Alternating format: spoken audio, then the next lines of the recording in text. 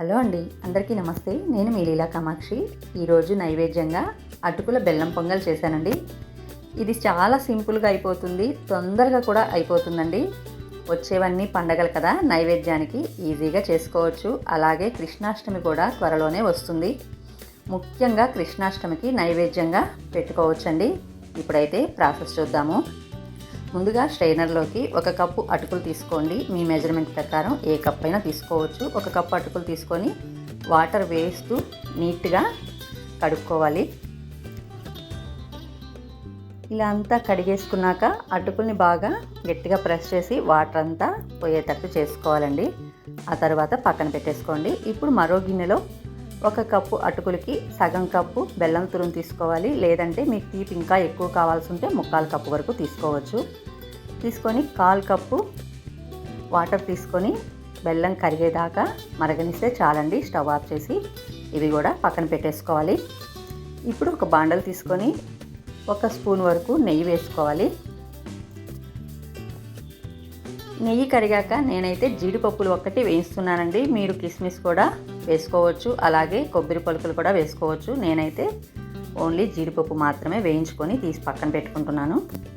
అదే కళాయిలో మనం బెల్లం కరగపెట్టుకున్నాం కదండి, ఆ వాటర్ అయితే తీసేసుకొని ఇప్పుడు మీడియం ఫ్లేమ్ మీద పెట్టుకొని మరగనిచ్చుకోవాలి. ఇది కొంచెం జిగురు వస్తే చాలండి, పాకం ఎటువంటిది అవసరం లేదు. కొంచెం చిక్కబడి జిగురు వస్తే చాలు. మనకు స్టిక్కీగా బంకలాగా ఉంటుంది కదా, అలా జిగురు వస్తే చాలు.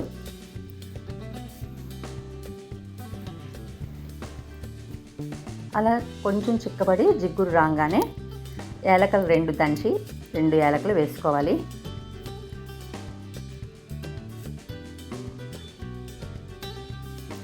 రెండు యాలకులు వేసుకునేసాక మనం వేయించుకున్న జీడిపప్పు ఉంటుంది కదా, మీరు ఏం వేయించుకుంటే అవి అన్నీ కూడా ఇప్పుడు వేసేసుకొని అటుకులు మనం కడిగి పెట్టుకున్నాం కదా, ఆ అటుకులు కూడా ఇందులోనే వేసుకొని కొంచెం సేపు అయితే ఆ బెల్లం పాకంలో మగ్గనిచ్చుకోవాలండి. అటుకులు కొంచెం మెత్తబడి ఉడకాలి కదా, కొంచెం మగ్గనిచ్చుకున్నాక ఒక్క చిటికెడండి, ఒక్క నలుసు అంటాం కదా, పచ్చకర్పూరం కూడా నలిపి వేసుకున్నామంటే మనకు దేవాలయంలో వచ్చే సువాసన వస్తుందండి, అంత టేస్ట్ వస్తుంది.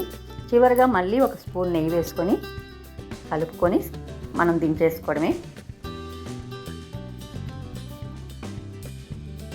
ఏ పండగకైనా నైవేద్యంగా పెట్టుకోవచ్చండి. ముఖ్యంగా అటుకులు కృష్ణుడికి ఇష్టమని అంటారు కదా, అందుకని కృష్ణాష్టమికి అయితే ఖచ్చితంగా ట్రై చేయండి. మన వీడియో కనుక నచ్చినట్లయితే లైక్ చేసి షేర్ చేయండి. అలాగే మన ఛానల్ని ఫస్ట్ టైం చూస్తున్నట్లయితే సబ్స్క్రైబ్ చేసుకోవడం మాత్రం మర్చిపోకండి.